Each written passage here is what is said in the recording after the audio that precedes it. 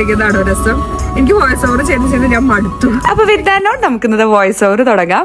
അപ്പൊ നമ്മളെന്ത് പോകുന്നത് UK ഗിൽഫെഡ് എന്ന് പറയുന്ന സ്ഥലത്താണ്. നിങ്ങൾ അവിടെ ചെന്നിട്ടുള്ള സംഭവ വികാസങ്ങളെല്ലാം നിങ്ങൾക്ക് കാണാം. ഞാൻ ഡ്രൈവർ അല്ല, ഞാൻ ഇന്ന് VIP പ്രിൻസസ് ആണ്. ഞാൻ ഈ സൈഡിൽ ഇരിക്കുന്നത്. ഇന്ന് ഫുള്ള് ഡ്രൈവിംഗ്. പോണ വഴിക്ക് ഞങ്ങൾ കാർ വാഷ് ചെയ്യാൻ കയറി. എന്റെ പൊന്നോ, അപ്പൊ സെറാമിക് ടോപ്പ് എന്ന് പറഞ്ഞാൽ എത്ര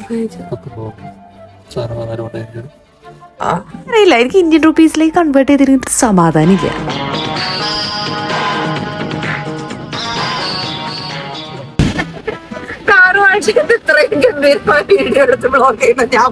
നോർമലി ഭയങ്കര പിശുക്കായ ഞാൻ സെറാമിക് ചെയ്തിട്ട് ഇവിടെ കാണിച്ചില്ലെങ്കിൽ മോശമല്ലേ? അല്ല, ഞാൻ മാനുവൽ ലൈസൻസ് എടുത്തിട്ടില്ല. എന്റെ വണ്ടി ഓട്ടോമാറ്റിക് ആണ്.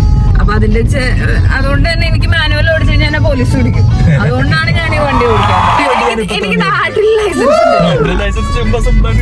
പിന്നെ നാട്ടിൽ ലൈസൻസ് ഇത് നാട്ടുകാരുമായിട്ട് നിങ്ങൾ അടിച്ചുവല്ലോ. നാട്ടിൽ ചുട്ടപ്പെടണോ? നാട്ടിലെ ആൾക്കാർക്ക് അറിയാല്ലേ നമ്മൾ ലൈസൻസ് അങ്ങനെയല്ല. ഞാൻ ഓടിക്കണമെന്നുണ്ടെങ്കിൽ ചെറുതായിട്ട് ടെൻഷനായിരുന്നു. പിന്നെ വണ്ടി ഓടിച്ചിട്ടേ ഇല്ല.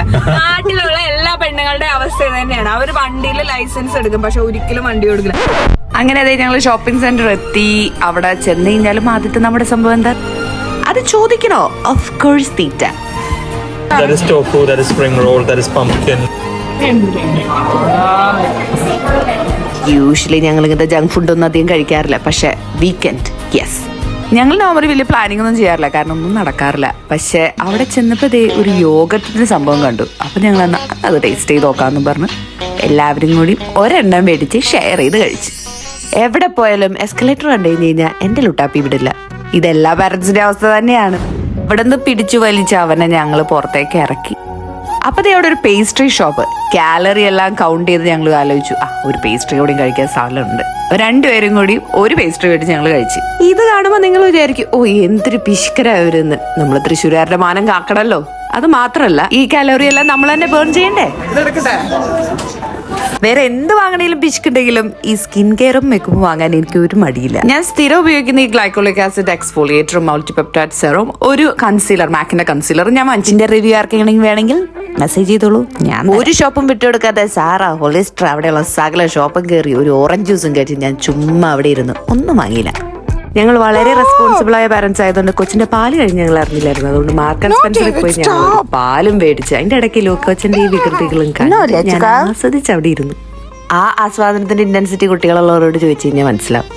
എന്തായാലും ചുമ്മാ തേരാപ്പാര ഒന്നും കൂടി നടന്ന് അവിടെ കാണുന്നു ഒരു കൊറിയൻ ഷോപ്പ്.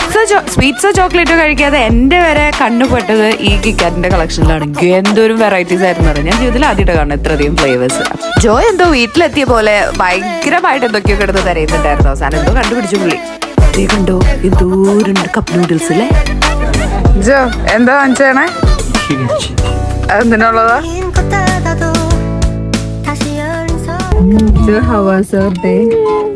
ഒന്നും പറയാനില്ല, വളരെ കൂതറയായിരുന്നു. ബ്ലോഗിലിടാനുള്ളതല്ലേ? അടിപൊളിയായിരുന്നു. ഇന്നത്തെ ഡേയുടെ ഹൈലൈറ്റ്സ് എന്തായിരുന്നു പറയൂ? ഇണ്ടാതിരിക്കണ ചെറുക്ക ഏത്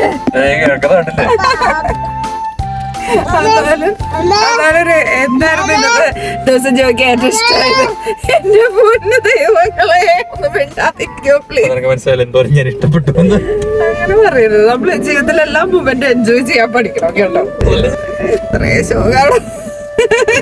ആക്ച്വലി ഞങ്ങളുടെ ജീവിതം നല്ല അടിപൊളിയാണ് കേട്ടോ. എന്താണോ ഇങ്ങനെയൊക്കെ എന്തായാലും ഈ വീഡിയോ നിങ്ങൾക്ക് ഇഷ്ടമായെങ്കിൽ ലൈക്ക്, ഷെയർ ആൻഡ് സബ്സ്ക്രൈബ്.